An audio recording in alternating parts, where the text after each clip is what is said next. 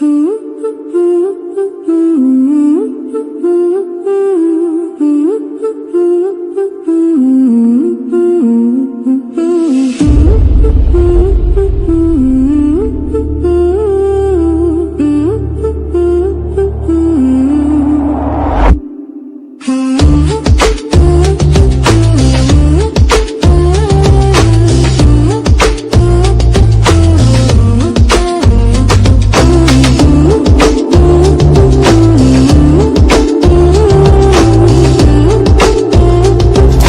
watching the horizon.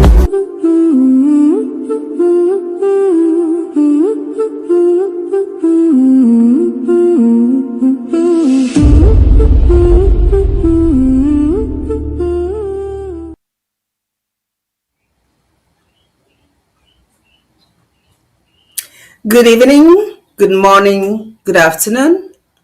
Welcome to The Horizon, the voice of the Amber Woman. My name is Dr. Patience Abiedu, your host for today's program. We have today a health topic, and my guest will be one and only Dr. Yaya Fonye. And the reason she's on today is because this month, March, is Colorectal Cancer Awareness Month. But before we delve into that, I want to seize this opportunity as usual and always to appreciate our Amazonian State Army defending our home territory, for taking the brunt of the war so far, for protecting our people. I also want to say hello or shout out to our friends and family members who reside in neighboring La République du Cameroon. We know that you were displaced from your homes and life has never been the same as before. Saying that in the near future, you will be able to go back home to where you belong. I also want to greet our brothers and sisters who are refugees in neighboring Nigeria and Ghana and other parts of the world, and say that we are together. We believe in our cause, we believe in our journey, and we know that the truth shall set us free. Dr. Yaya, welcome to The Horizon, the voice of the Amber Woman. Let me give you a minute to say hello to everyone. Thank you very much, Mate. Greetings, fellow comrades and televiewers. It's a joy to be here once again to talk about health issues that go a long way to ensure that we are up to date with our health. So it is breast cancer. It is colon cancer month. And it is quite important that we talk about this because if, it's one of the preventable or treatable cancers if picked up on time, if picked up early. So that's why we're here to just raise awareness on this topic. Thank you. Thank you so much. So before we delve into the core of the program, there is a short video that I would love us to see. If it's ready, I believe it's only about 3 minutes long or so. So if we can see that video now, it will be a perfect place to begin the program. Colon cancer is one of the most common cancers in people of all genders, and the third leading cause of cancer-related deaths in the United States. Nearly everyone is born with a colon, which, along with your rectum, makes up the large intestine. Colon cancer happens when the cells that line the colon, a key part of the digestive system, become abnormal and grow out of control.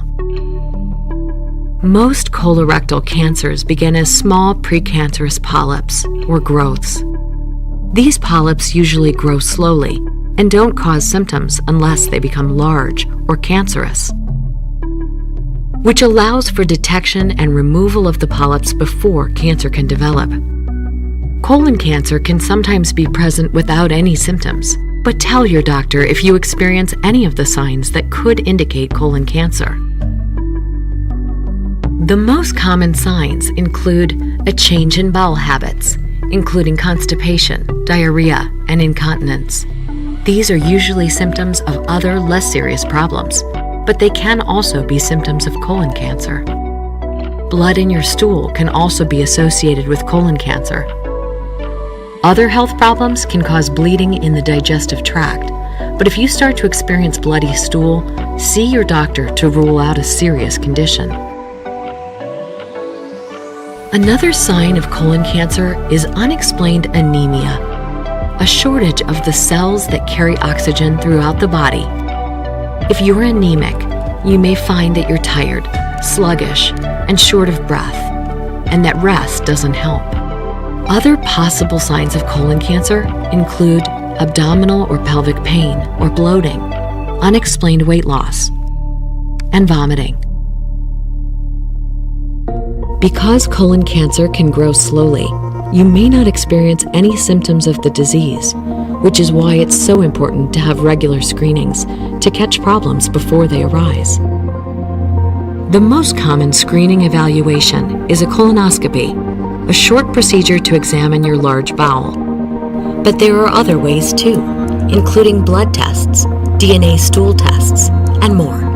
Your risk of colorectal cancer rises as you age, so you should start being screened at age 45. If you have a family history of colon and rectal cancers, talk to your doctor about getting screened sooner. Other risk factors include having Black ancestry, living a sedentary lifestyle, consuming high quantities of alcohol, eating a high-fat, low-fiber diet, smoking, obesity, and a history of inflammatory bowel disease or diabetes. The reality, though, is that anyone can get colon cancer, regardless of their risk factors or family history. But with prompt treatment, the outlook is hopeful for people with colorectal cancer.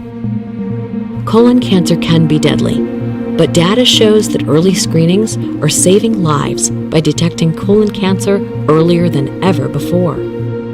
So know the signs, stay vigilant, and get screened. Your health is in your hands. Thank you so much. So again, March is this month of March is recognized globally as Colorectal Cancer Awareness Month. So it's a time that is dedicated to raise awareness about one of the most preventable but deadly cancers in the world. So today we are discussing what you need to know, each and every one of you needs to know to protect yourself and your loved ones. So Doc, I will start from the very beginning. What is colorectal cancer? We just saw a video, but I'd like you to put it so that everybody can understand what is colorectal cancer. Exactly. Thank you again, Mape. Colorectal cancer simply means cancer of the colon and the rectum. I think you showed that very good video. Maybe we can go back and watch it again. I mean, the audience.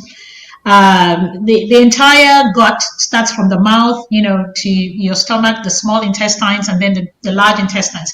So it is a cancer of the large intestines, particularly, exactly. The colon starts from the picture we're seeing. You see the ascending colon, the bigger ones. That's the large intestine, so to say. It goes up, you have the transverse colon, and then the descending colon, and then you have the rectum, which is the last part that stores stool before it exits the body. So every part of the digestive system has a function. Generally, the large bowels is responsible for reabsorbing fluids from waste before it gets exited by the body, and then the rectum stores the stool. That's the last point before it exits the body. So cancer occurs when it starts by small growths, like those polyps that we saw on the video. But you wouldn't know that unless you had a colonoscopy, which is why screening is really, really important.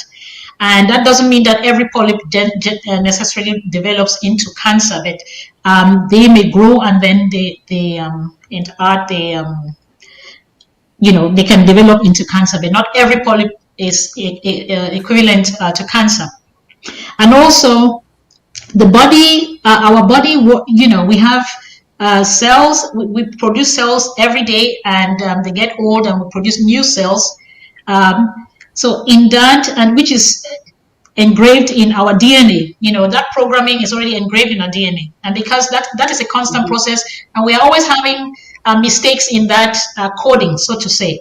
But a healthy body is actually in the position to repair those cells or get rid of them. But at some point, that can be overwhelming, that growth becomes overwhelming for the body. The body cannot meet up with the repair processes, and then you have that mismatch, and so you have more mutated cells than normal cells, and that's what causes cancer, in simple terms. So with colon cancer, unfortunately, did you say something, Mape? No, I was going to ask you another question. Just follow up question. Okay, so you've told us what it is. So how common is colorectal cancer? How common is this cancer? It is actually the third leading cancer in both males and females, so gender neutral. It is the third leading cancer in the world, and it is the number one cancer death. It's the leading cancer death in all the different cancers, so to say. Yes, that sounds scary, but the good news is that when picked up at an early stage, it is truly preventable or treatable to 90%, depending on the stage at which it was picked up, which is why the insistence, the take-home message from this talk today is screening and reduction of risk factors, because those can reduce your chances of having colon cancer to a great extent. Yeah. Okay, I know when you were describing what it is, you may have answered part of this question, but I want to hone on the question so that people really understand. So what really goes wrong in the human body before this happen? So what really, my question is, what really causes it? You talk about what it is, but what causes it? Again, that mutation in the genetic code would cause now abnormal cells to be produced. And that could be just based on your hereditary, your family, your genetic background. But sometimes what they call epigenetics also comes in play, which means external factors may also, in the long run, kind of influence your genetic material, which is why we talk about, environment and all the external factors that actually interplay with our health. So it is a mixture. There's no one exact reason. It is a combination of a genetic predisposition, what your family, what you're just born with, and your lifestyle, and luck or e-luck, so to say. Okay.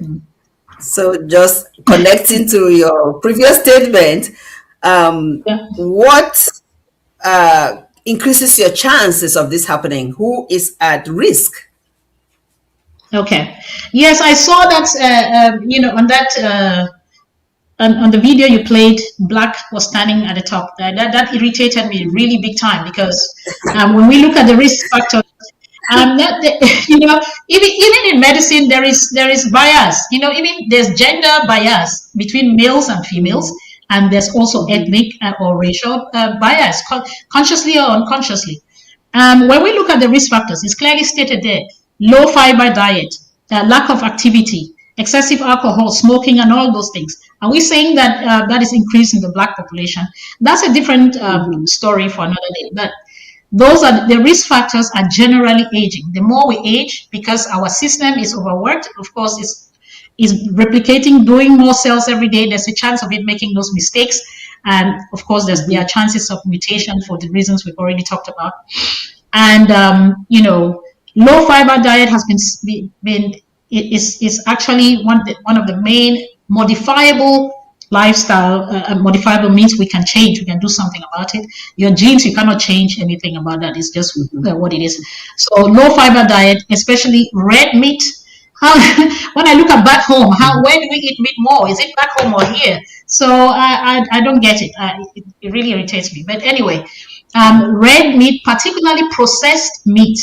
So red processed meat, that is a real, risk factor adipositas, obesity, lack of activity, lack of physical activity, and also, there are some some medical conditions that no one chooses, like chronic inflammatory bowel disease. So your Right.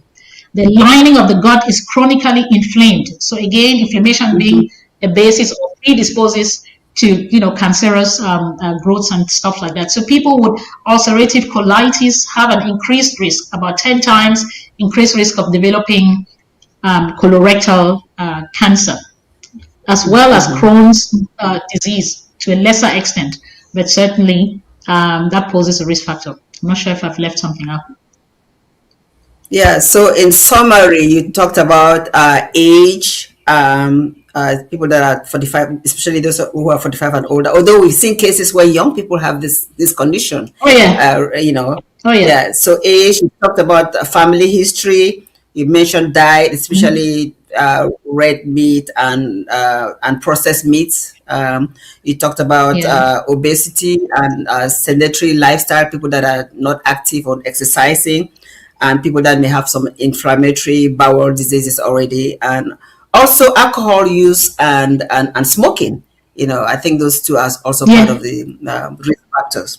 Okay, so moving along, I just lost my next question to you.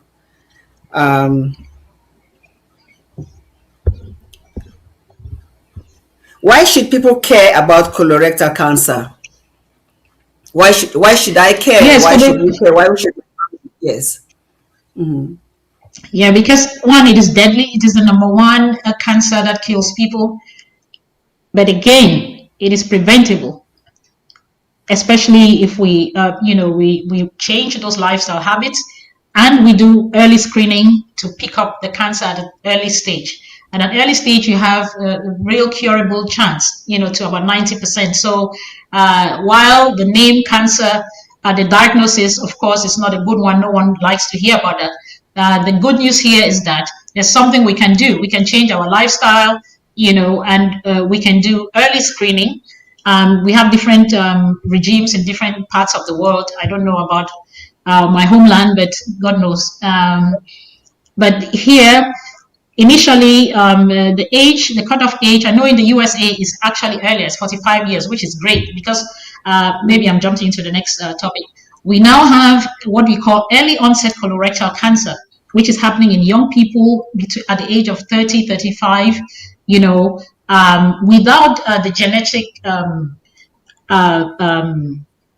predisposition, so to say, because you have some cancers that run in certain families and they have a certain gene, and that if you have a relative, or it is actually important, if anyone has a relative that has colorectal cancer, then they should be screened earlier, 10 years before the age of that initial family member. Let's say there's a family member you have a family member who had colon cancer at the age of 45, and the normal screening age for colorectal cancer is 45. You don't have to wait till then. You have to be screened actually 10 years before that index family member. So you would have to be screened at the age of 35.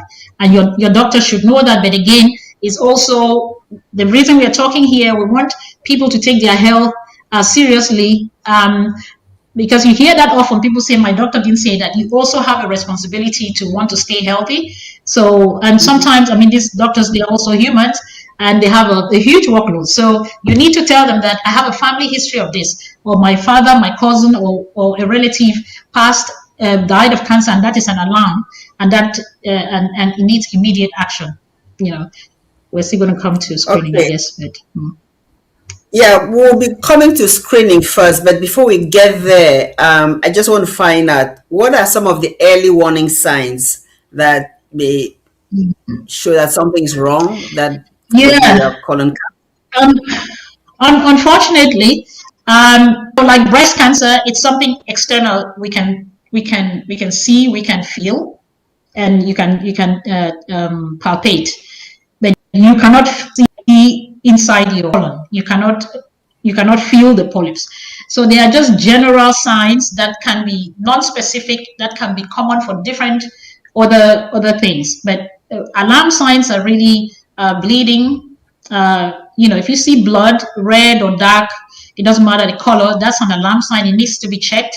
It does not mean seeing blood equates to blood, colorectal cancer. It could be due to hemorrhoids. It could be due to being on blood thinners and you're constipated and you press on and you kind of tear the lining of the colon. But it is better to get checked and rule out something malignant than to assume that it is nothing serious. So blood in your stool is an alarm sign. General signs like just malaise and unexplained tiredness, which could be a reflection of the anemia, like we saw in the video. Anemia simply means you have a blood shortage of hemoglobin, and therefore you don't have enough oxygen to carry out all your body functions, and you feel tired generally and short of breath and all of that.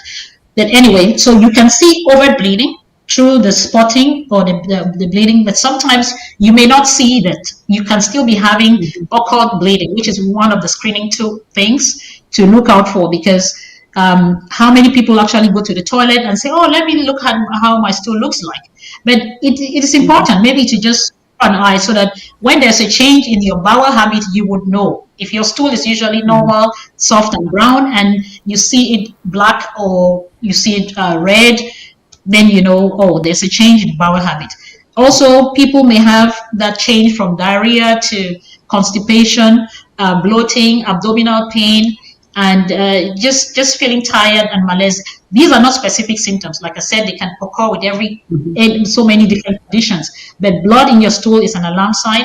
Again, it does not equate to having cancer because it could be simply hemorrhoids, but you're better off getting checked. So at least they can, having a colonoscopy to make sure that you don't have any polyps or masses or obvious cancer. Yeah. Okay, thank you. So you've gone through some of those signs. You've mentioned blood in the stool, and you said that some of these signs are not specific to this condition, but those are signs that you should be aware of. Blood in the stool, fatigue, malaise, unexplained weight loss, changes in bowel movement, diarrhea or constipation, abdominal discomfort, and other like. So sometimes people notice these things and they just go about their lives. That's life. Something's happening, but it's not significant. But what would you say that someone needs to see an expert? When should someone see an expert or see a doctor? What do you think, Dr. Yaya? Yeah. First, it should be in our habit to see a doctor regularly for general checkups without even any complaints. Meaning, at least you do an MOT. We take our cars for reviews, don't we? Not only when we have a breakdown, because it is the law actually to make sure that the car runs, cars running on the streets are safe and doesn't put people at risk. That's the same way we should take our health. Our bodies are actually more important than these cars. So we should actually see our doctors regularly. That means at least a year. If you don't have any conditions, at least once a year for a thorough checkup. And if you are 50 and above, or at least 45 in the US and in maybe different places, you need to have these screening tests done. If your doctor doesn't, for example, in Germany, you'll get letters, and I guess in the UK as well, sent out to you when you get to 50 to do your mammogram and all this tests. So we don't have to wait for symptoms. We see and we experience, and we've had losses of family members and friends who due to cancer or other diseases, because we just feel we must have a very deep pain or something very dramatic to mean that we are not sick. We could, like we said, the colon cancer is very slow growing and with very non-specific symptoms. So it's very difficult for you to even think about it unless you have, real alarm signs like massive weight loss, blood in your stool. And not every cancer is going to show up like that. So it's important to do those regulated screenings, from 45 or 50, depending on whatever, where you find yourself, and make it a habit to take your health seriously. I know that the migrant population. I don't know whether that's what they refer to as black, but of course, not only blacks are migrants. Migrating from your country to another country poses a challenge because people are struggling with different things, stability and all of that, and their health becomes secondary, if not even tertiary. So it's important that we think of why we're even fighting to make a living. If you're fighting to have a good life and then you don't have health, it is counterproductive. So take your health seriously. Sometimes you need to put pressure on your doctor because we have different types. We have the good, the bad, the ugly, same in medicine. So you need to tell your story. Sometimes it may slip off and say, hey, doc, I have a family member who passed on from colon cancer at this age. I think I need to be screened as soon as possible. It starts with simple things like a stool test, and they check for blood that you cannot see with your eyes. Once that is positive, it needs to be followed by a colonoscopy, which is a camera test, so to say, that looks at your the entire colon from the anus and up, like we saw in the video. Of course, you will be sedated. It's not like you're going to feel the pain. So it's just to say that prioritize your health. Like Mape says, health is wealth, and that is true. Because having money and then not having health, what does that equate to? Just you're helping somebody, the banks, to make money, take your money and put somewhere, and you cannot even enjoy it. So let's be conscious. Don't wait to be sick. Don't wait to feel something to see a doctor. But at the age of 50, which I guess most of us, at least in the struggle that we know, we should be having these. If you're 50, you haven't had a screening test for colon cancer, you better reach out to your doctor and say, hey, I need to be screened. If you're female, of course, mammogram and a pap smear. Sorry, I'm digressing a little bit. And if you're a male, colon cancer, we're talking about all both genders. And then on top of that, specifically for the female gender, breast screening, which starts with your own self-breast examination. We've had those programs before, and a mammogram, and also a cervical smear, because they can also pick up, dysplastic cells or abnormal cells, which are precancerous, and something can be done to prevent cancer. Then for the males, of course, prostate cancer, which is peculiar because only males have prostate, and above 50, both parties, both genders need to have screening tests, and it's starting with a stool test. It is as simple as that. But it just needs that awareness, and it also needs a doctor who actually knows what they're doing or is actually engaged. But again, sometimes they're overwhelmed and they can miss out these things. So you need to take your health seriously because that's your wealth. Yeah.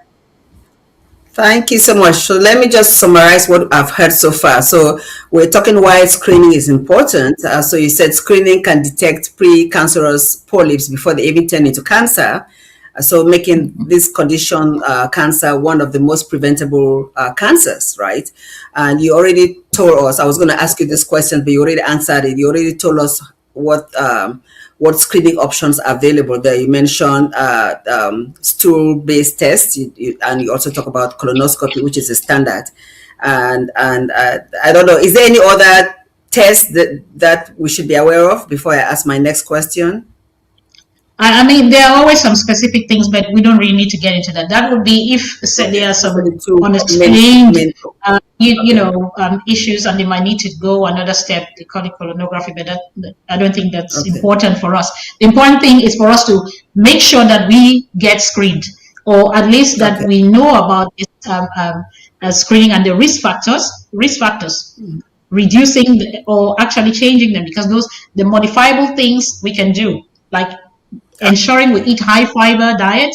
I'll get to that later on. Doctor, I'll get to that later on. That will be my next question, so that we can spend some time on it. Okay. And you also mentioned that the age in the United States, the age for us to start doing screening, regardless of whether you have symptoms or not, is 45. Yes. I think in the UK 50. So whether you have symptoms or not, you should have those tests done, colonoscopy or the stool-based tests. So if you are listening to this program, you live in the United States or you live in any part of the world and you are 45 or more and you've never had a colonoscopy or stool-based test done, go make an appointment right away, because when it's too late, it's too late. But these are conditions that are preventable once they find something. I have quite a few friends that have just gone for regular checkup like this, and they found polyps and took care of the polyps, because what they will do is they just cut it off, and you'll not even know that was even, you didn't even know it was growing in you at all. All right, so I want to go to something that we can do. You were about to start talking about it, but I want to ask this question. How can lifestyle changes reduce risk factor? What should we be doing as we live our lives to reduce risk factors? So let's just go back to the risk factors. And then you say, what can we, and so the risk factors are low fiber diet. So you consciously make sure that your diet is rich in fiber. You can Google, there's so much information out there, what is high in fiber. So vegetables, certain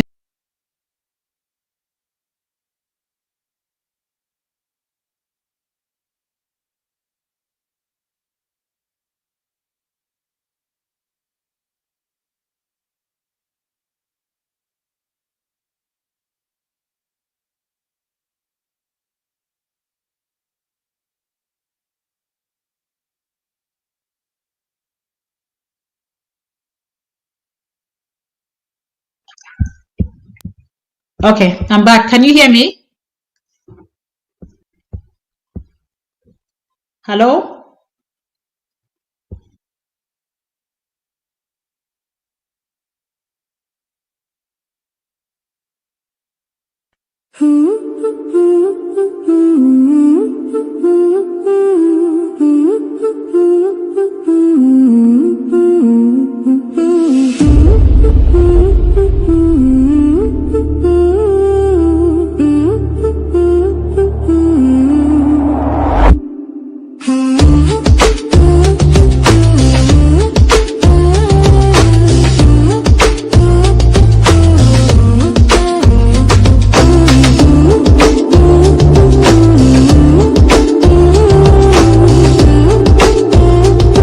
You're watching the horizon.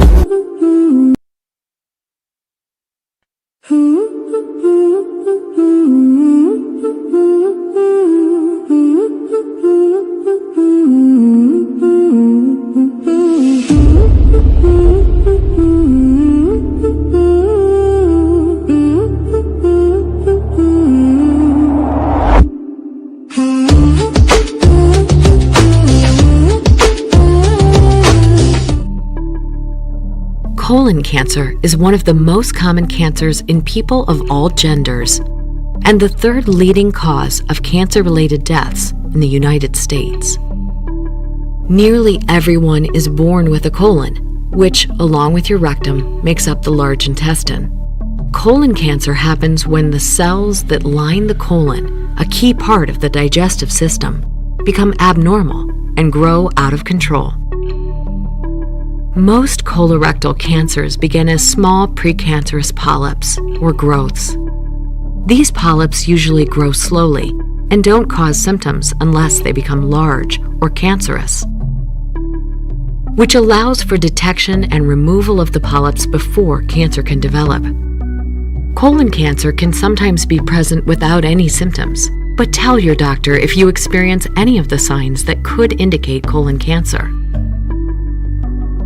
The most common signs include a change in bowel habits, including constipation, diarrhea, and incontinence. These are usually symptoms of other less serious problems, but they can also be symptoms. We're so sorry for that technical glitch. We are back, and I was asking Dr. Yaya about what we should be doing to minimize our risk, and I think you were just about to answer those questions before we got disconnected. Go ahead. Yes. So we need to eat more fiber, and we find that in fruits, vegetables, whole grains. You can Google, online what sort of foods have that, but mostly fruits, vegetables, and grains. And exercise regularly. that has been shown to be a really a modifiable factor in so many, not only cardiovascular health, but in cancer, in cancer as well. So maintain a healthy weight, and limit or reduce or even stop alcohol and avoid smoking. So those are the main things, and make sure you get your regular checks again. Okay, so you're telling us that, and these are some of the things that help with other conditions also. So some of these things that we do to help us prevent this cancer also help with heart problems, help with breast cancer. So I guess really lifestyle changes is a core. Let's talk about our unique population, Cameroon, those of us that are Amazonians. Do you want to share with us the types of food that we have back home that we should really focus on eating? I know you've just said in general vegetables and all the like, but could you just be a little bit specific? And when you say nuts and all the like, and high fiber, what should they be eating? That is common back home. I think nature has actually provided everything for every race. Well, should I say it's not? I shouldn't say it's sad. We talk the language of the Western world because we live here, So when we talk about all these things like chia seeds, when I mentioned it, then I thought, oh my God, well, we don't necessarily have chia seeds back home.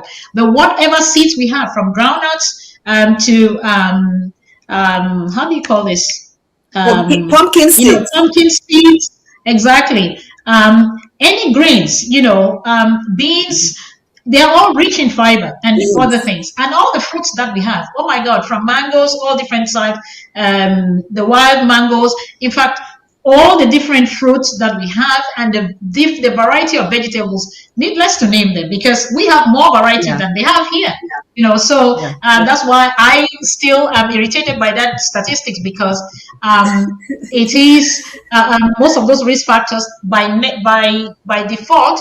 We are kind of blessed, but there is a certain degree of truth added to, well, should I say this is, I think I can understand the perspective they're coming from. What I see, or I know that is happening in Africa at large, is that because of, I don't know where this mentality came from, whether it's because of colonialization, we believe that everything that comes from outside is better. So we have actually turned away from our healthy foods. And being affluent actually means now going to eat at McDonald's, going to eat at KFC, sorry to name a few, but I just mean fast food. And people think actually eating natural foods that are homegrown is a sign of poverty. So people see affluence as going to the shops and buying all these tinned foods. And these are processed foods with all those chemicals in there and allergens that actually promote inflammation in your body and predispose you to having cancer. And that's why we now have what you call early onset. There's actually a subset now, early onset colorectal cancer, EOCRC. That is very common, rampant in younger people of 30, because we have pollution. That's another thing. And then the foods we eat, highly processed. So if we stick to basics and actually appreciate that what we have actually back home is gold. Yes, there's economic hardship, but having said that, we have to be conscious and know that what you actually grow, what you eat fresh, is much better than all these things in the tins. Because here they write the content of this is this, and how can I prove that? I can only believe to an extent, but I can't be totally sure. And all those things, to keep them, preserve them, they must add some preservatives and taste enhancers. These things may or may not be cancerous, or most often they are shown to be cancerous. So the message to our people, please, always eat your home food. Eat the food that comes from the ground. If you can grow it, do so. Even in the hardship, we need to look for means. In fact, I say, what is that? It's the mother of invention. Despite the hardship, we should actually go back to what our grandparents they live this lifestyle without even being conscious of it. Right. That's the truth. They woke up, they went farming, so they were doing their exercise. They were working on food. They didn't have cars, or like we are all comfortable nowadays. Not saying that is bad, but we need to be conscious that we don't have this aspect, and therefore we must consciously do the walking. And they were eating healthy foods, and they were going to bed by 8 p.m. They had sleep is another thing that wasn't mentioned. It's not mentioned here, but definitely sleep is absolutely the number one medicine in most diseases, because your body is a machine. It needs time to rest. It needs time to recover. It needs time to heal. All of this happens during the sleep time. How many of us do get 6 hours of sleep? I don't, for the longest time, So, but our parents, they did their daily activities by 8, 9. I remember being with my grandmother by 9 p.m. Everybody's sleeping, So there's not really much to say apart from that. Let's go back to roots. Let us, this notion that everything that comes from the white man country is good is totally wrong. In fact, remember, I still remember those days in Yaoundé. People were so excited when you eat food. They call it congelé, this frozen chicken from France. God knows what hormones were injected into these things, and how chicken will grow for 2 weeks. Come on, what kind of protein are you getting there? So please, let us be confident of ourselves and trust our own system, and know that God created every race and placed everything at our disposal to use to our own advantage. Sometimes we don't have a choice, but as much as possible, try to eat natural and avoid all these tin foods and processed foods. I don't know, Mape, you may have something more to add. Yeah. Yeah. No, you've answered all of it. I just, when you were talking, you just reminded me of what my daughter said several years ago when she was a teenager. She said, "Mommy, Yes. I really envy you. You grew up in Cameroon where you had all this natural food. Look, Yeah. she's thinking that I never thought about that, until when I have studied and studied. But I didn't know that I was better off than she is, because Yeah. we had all this natural food growing in our yard. So it's really something to It is. be grateful.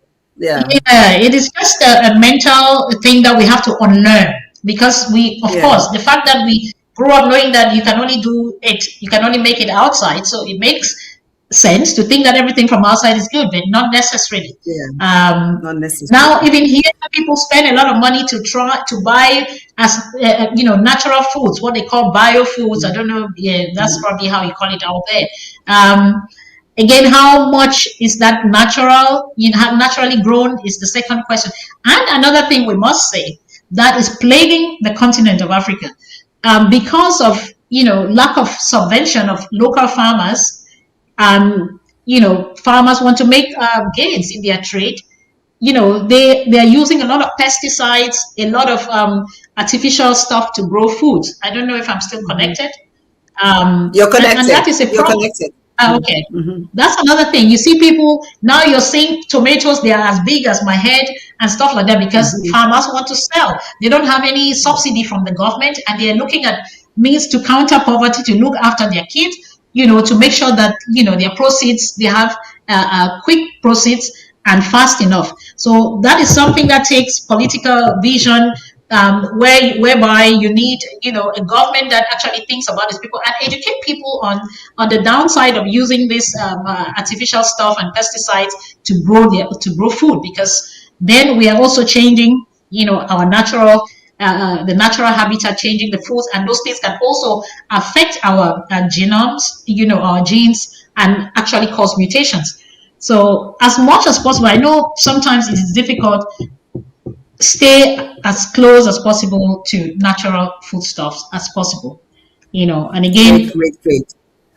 stay active. So, okay, we're going towards the end of the program. We cannot end the program without talking briefly about treatments. So, what is the treatment for colorectal cancer, Dr. Yaya?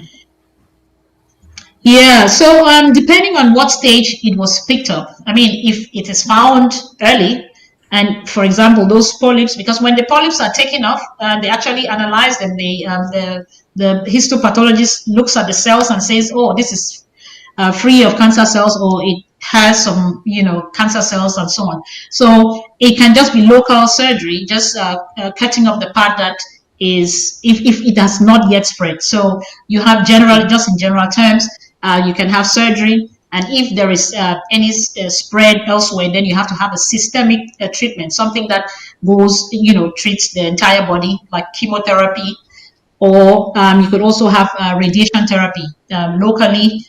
Oh, yeah.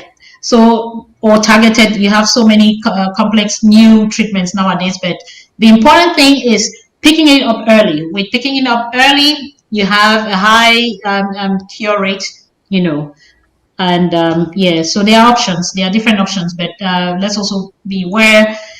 Of course, treatment is much better, and the longevity with colon cancer is much better than 10 years ago. However, those treatments also have their side effects and all of that, and of course, there's the quality of life aspect as well. Going in for treatments. So the key message we're saying here is early screening. Beware of the signs and symptoms, even though they are non-specific. And regardless of signs and symptoms, you must get screened from the age of 45 or 50. And just for those in Germany, actually, they used to have a gender difference. 50 was for males and 55 for females. And because of the occurrence of colon cancer at an earlier age, it has now been reduced for females, so there's no difference between a male and a female. So if you are in Germany and you are 50, you need to have a screening for colon cancer. And here what we normally do is, first of all, do the blood test. When it is positive, then you have a colonoscopy. But if you have a first-degree relative who died of or has or had colon cancer, then you have to be screened. Hope we're not internet problem again.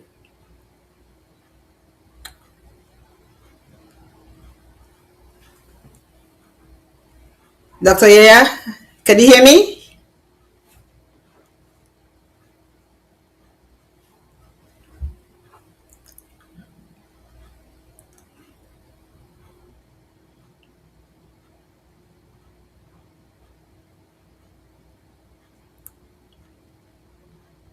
I'm not sure if we have internet problem again.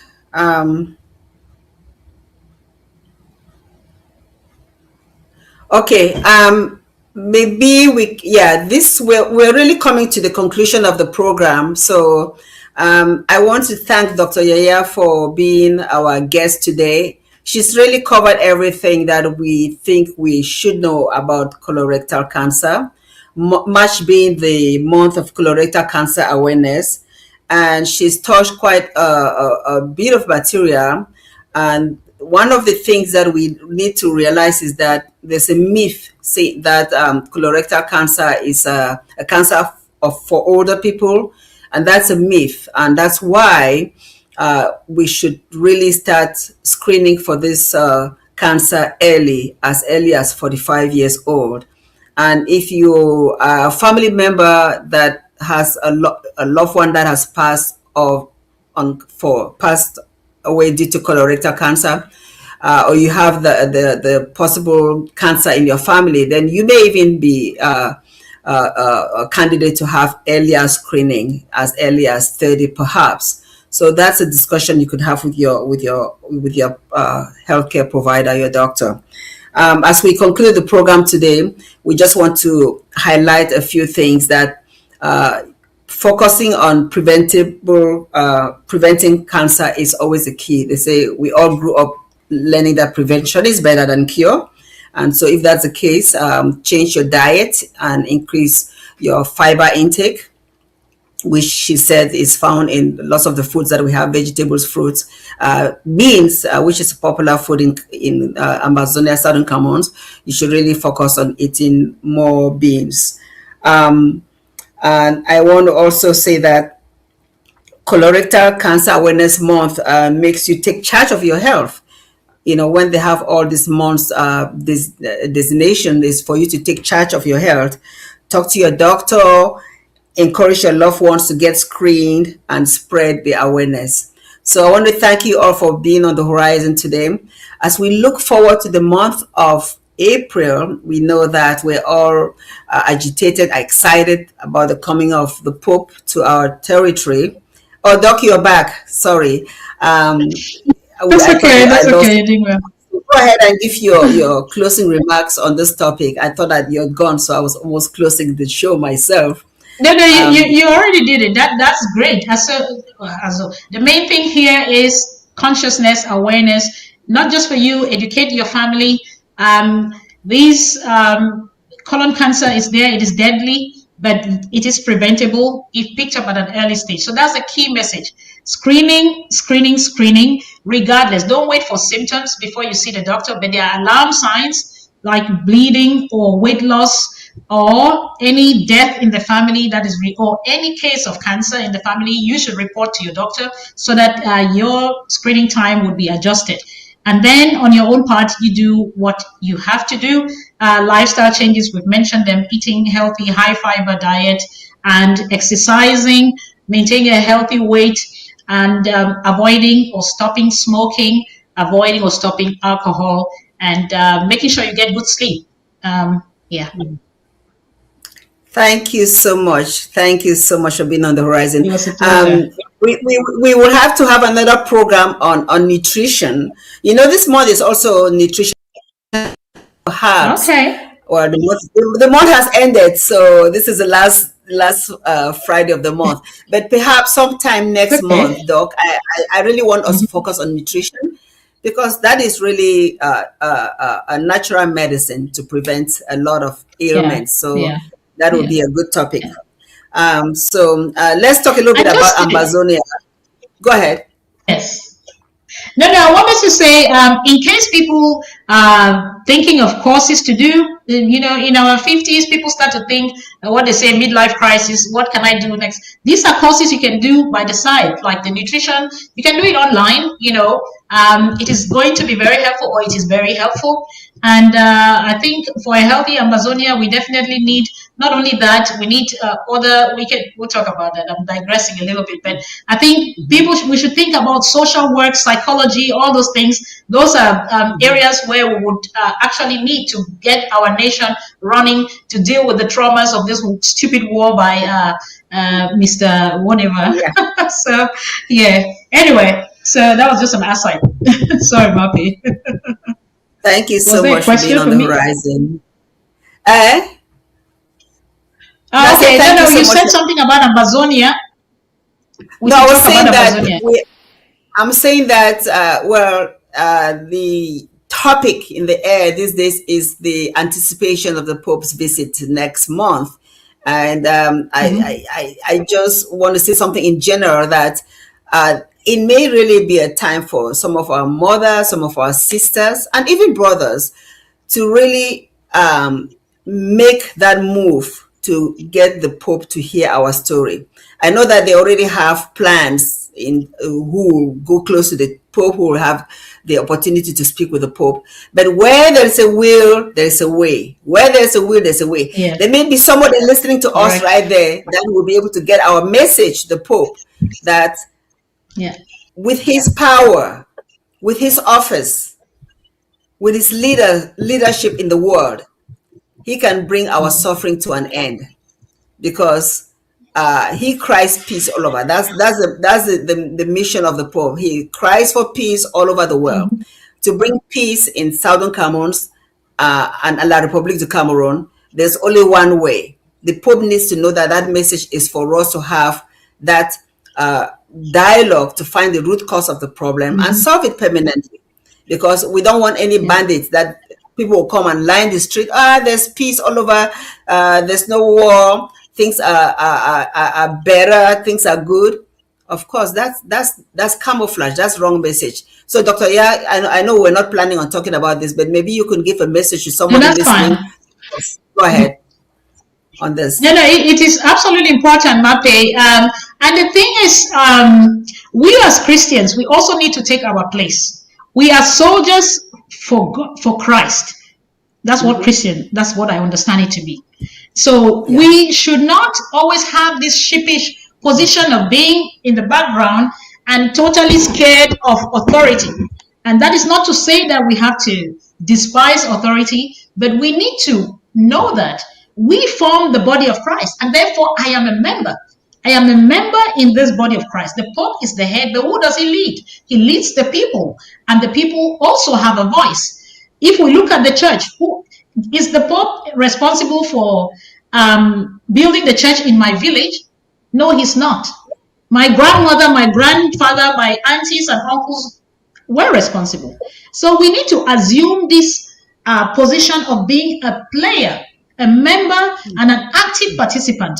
Africa needs to get out of this position of always being a follower. You know, of course, we are followers of the Pope and his guidance, but we are also active participants. I'm not sure whether I'm still on Mape, but what I'm saying, because the posture we have, of course, I'm a Catholic Christian, so I know what I'm talking about. When you call the Pope, you almost have to stand at attention.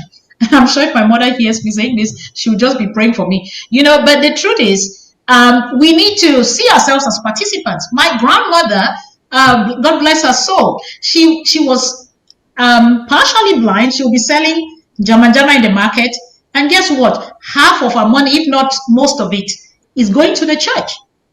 Is going to the church. So we are part of building this whole empire. Okay, so when there are problems, we also need to be part of talking about the problem. It is not just enough to come and bow and come for the Pope to bless you and give you communion.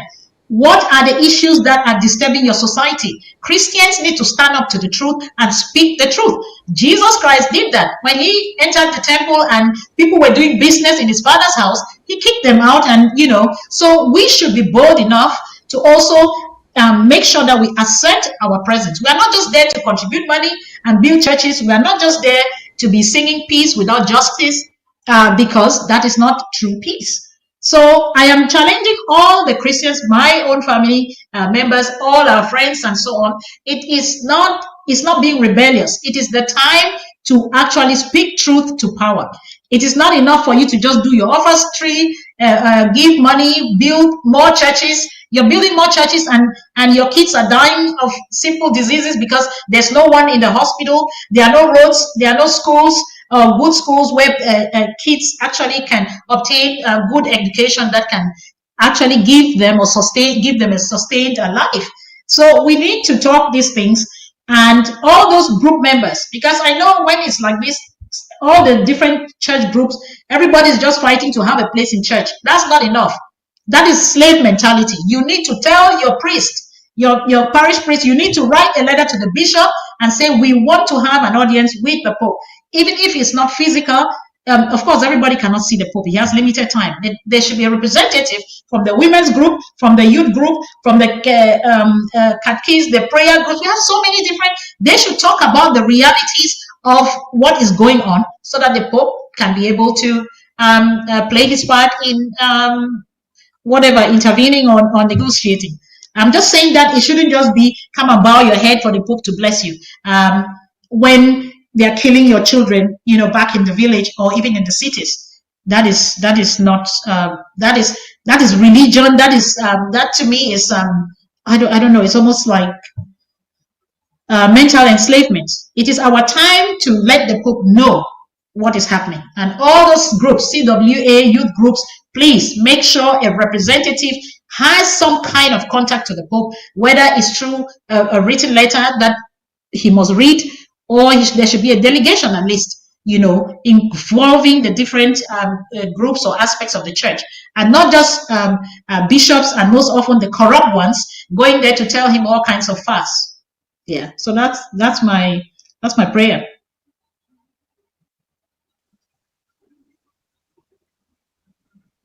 I can't hear you. Thank you so much. Yes, my final message to those who are listening. I already talked about the health advice that has been given by our experts.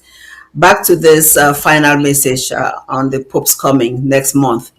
I would love for all of us to think about the hardship that we've gone through, specifically the deaths, all those massacres that we've witnessed or that we've lived through.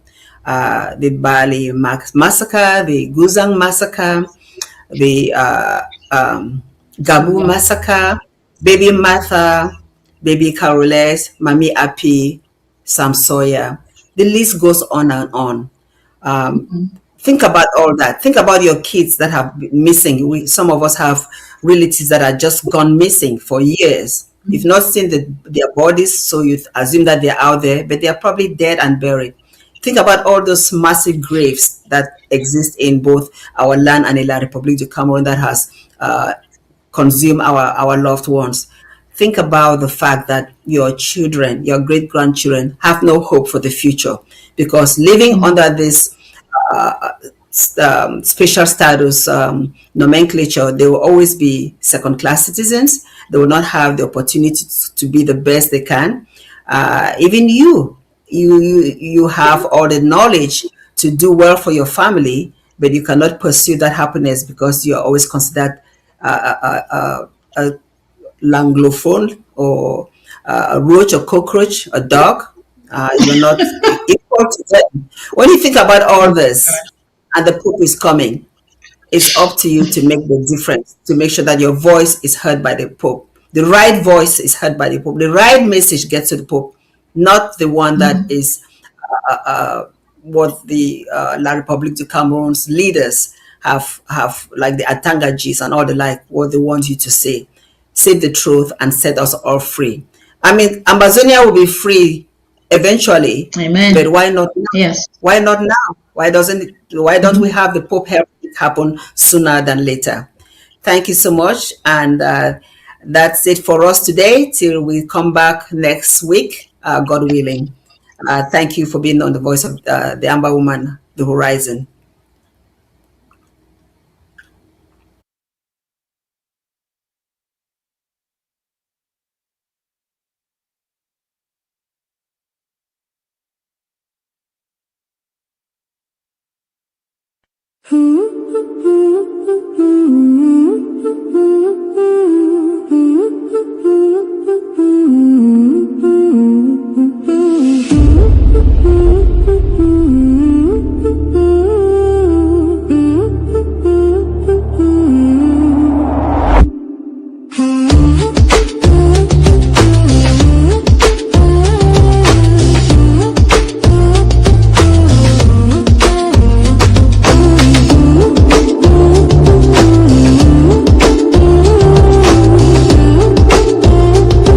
You are watching The Horizon.